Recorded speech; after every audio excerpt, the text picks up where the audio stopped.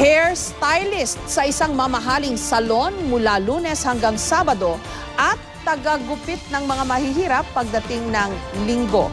Yan ang Pilipinong si Mark Bustos, isang hairstylist na nakabase sa New York sa Amerika. Kilalanin siya sa report ni Tina Panganiban Perez. Sa pamamagitan ng gunting, napapasaya ni Mark Bustos sa maraming taong di naman niya kilala. Isang hairstylist sa New York City sa Amerika si Mark. At tuwing day off niya, pag-araw ng Linggo, umiikot siya at nag-aalok ng libreng gupit sa mga mahihirap.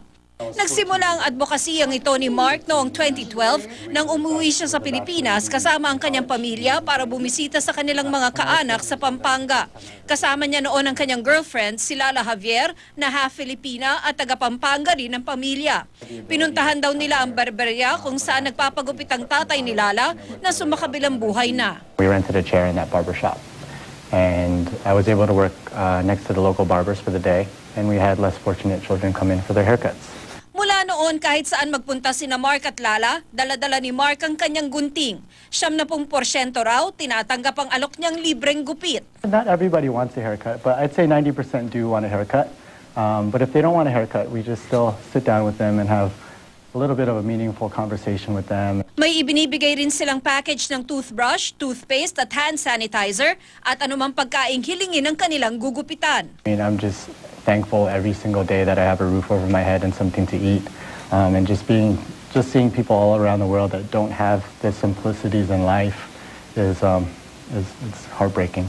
Gamit ang hashtag na #BeAwesomeToSomebody, ibinabahagi ni Mark sa social media accounts niya ang mga litrato ng mga taong nagupitan na niya. Dahil sa kanyang mga post, marami ang naging inspiradong gayahin si Mark at tumulong sa mga nangangailangan. May mga gusto nga raw magbigay ng donasyon sa kanya, pero tinatanggihan niya ang mga ito. You don't need me. It's not about me. You don't have to be rich. You don't have to have a talent, but we all attain something special inside of us. And it's just about releasing it and letting it out. Nasa Pilipinas ngayon si Mark. May mga batang mahihirap sa Pampanga na ginupitan niya kamakailan. Nakatakda rin siya magbigay ng libreng gupit sa ilang may kapansanan. Tina Panganiban Perez, GMA News.